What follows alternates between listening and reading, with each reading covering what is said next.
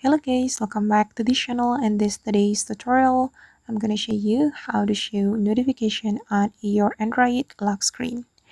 Okay, the first thing we're going to do is opening our settings application on our Android phone, and we have to find the notification setting, this one. Tap on this notification setting, and here you can select lock screen notification. Okay, and if you want to show notification on your lock screen, make sure that you activate this lock screen notification. You just need to click on this toggle button to activate it.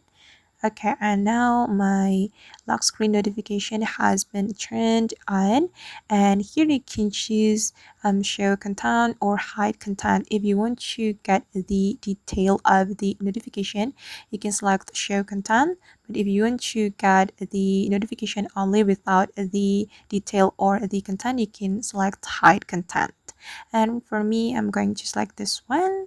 And I guess that's how we can show notification on Android lock screen. I hope this tutorial will be useful for you.